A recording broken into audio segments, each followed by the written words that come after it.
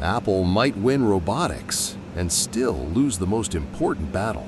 Wait, how does that even make sense? If Apple builds the robot, don't they control everything? That's the interesting assumption. Historically, yes, Apple controlled hardware, software, chips, everything. But now, we're entering a different phase. The intelligence layer, AI, is no longer trivial to build, and Apple is behind. You mean compared to things like ChatGPT or Google Gemini? Exactly. Let's take a step back. Apple's robot, if it comes, is not like Tesla Optimus. Tesla is building a worker. Apple is building a companion, a device for your home, emotional, intuitive, almost alive.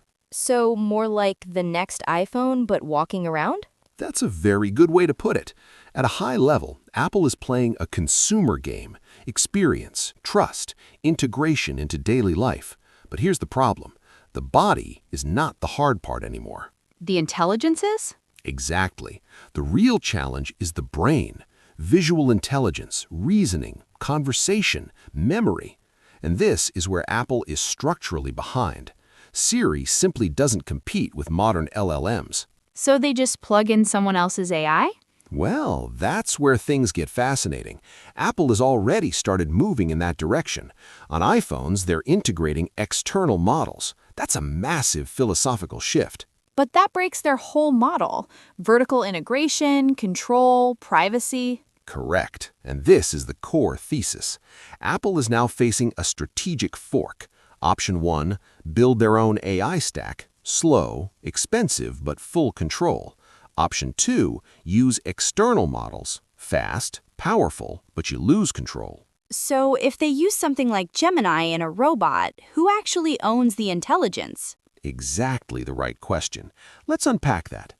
If the robot relies on cloud-based inference, meaning your commands are processed on servers, then your data, your behavior, your home environment is being processed outside your device. So not really on-device Apple privacy anymore.